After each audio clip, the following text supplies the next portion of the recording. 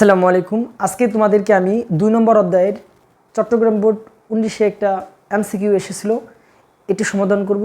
দেখো এই জায়গায় বলে দিছে কি যে 5 কিলোবাইট ডেটা আদান প্রদানের ক্ষেত্রে অ্যাসিনক্রোনাস ট্রান্সমিশনের দক্ষতা কত।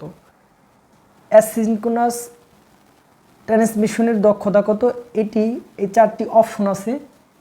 এই অপশনটিকে কারেক্ট অ্যান্সারটি বের করার জানি এটা যে 1 বাইট সমান কত, 8 বিট বা 8 বিট।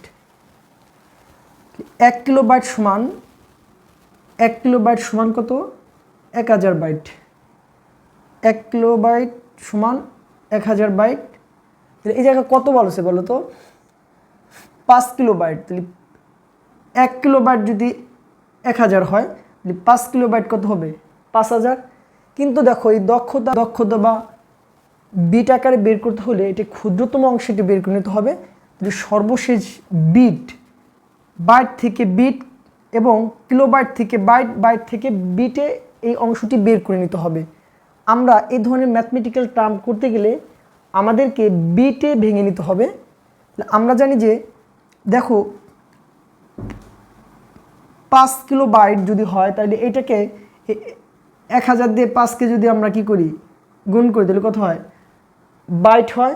এবং এই বাইটকে যদি আমরা বিটে আনতে যাই তাহলে কি 8 দিয়ে গুণ করতে হবে। তাহলে এইগুলাকে যদি আমরা ক্যালকুলেশন করি তাহলে কত হয়, 40,000। তাহলে এই যে মানটা পাইলাম এটা হচ্ছে কি প্রকৃত বিট। কি বিট, মনে রাখো এটা হচ্ছে কি প্রকৃত বিট। এটা হচ্ছে কি প্রকৃত বিট। এখন 8 বিটের সাথে, মানে আমরা বাইনারি সংখ্যা 2 এর পরিপূরকের ক্ষেত্রে পড়েছিলাম যে 8 বিট নেওয়া লাগে। তাহলে 8 বিটের সাথে অতিরিক্ত 3 বিট যোগ করতে হয়। কত বিট যোগ করতে হয়, 3 বিট।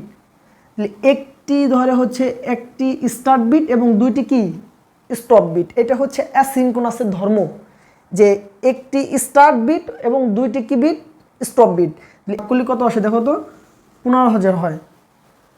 তাহলে আগের প্রকৃত বিট এবং এই 3টি যোগ করার পরে যে মানটা পেলাম সেটা মোট, মানে 3 অতিরিক্ত বিট 3 যোগ করার পর যে মানটা আসলো সেটা হচ্ছে কি এই আগের প্রকৃত বিট এবং পরে হচ্ছে যে মান 3 যোগ করার পর যে মানটা পেলাম, এই দুটো মান যোগ করলে কত হয়, 55,000।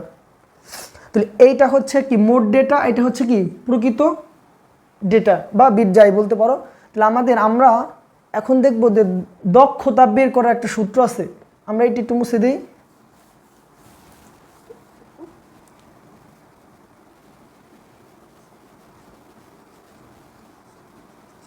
দক্ষতা সমান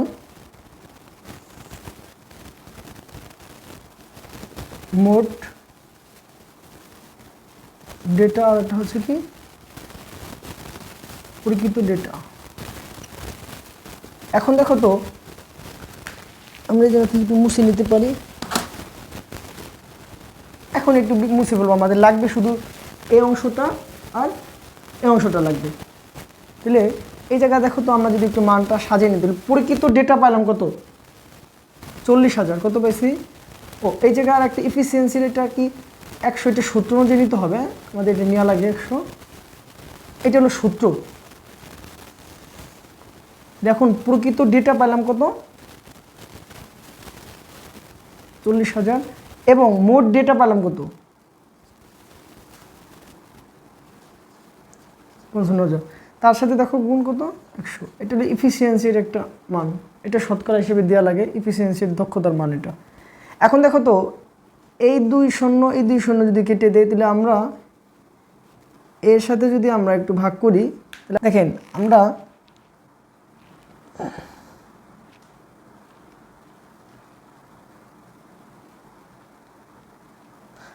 আমরা এই অংশটুকু ক্যালকুলেটর দিয়ে ভাগ করলে ভাগফলটা পাই হচ্ছে কত, 52.52 বা 2 থাকলে 1 যোগ করে নেওয়া লাগে, এটা এই অংশটুকু পেলাম। তাহলে এটার সাথে ক্যারেক্টারের সাথে কোনটা মিলে যায়, এটা না। দেখেন এই ম্যাথমেটিক্যাল এই অঙ্কটা কিন্তু একটু ক্রিটিক্যাল।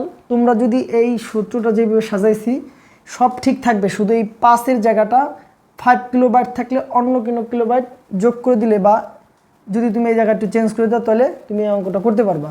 তাহলে তোমাদের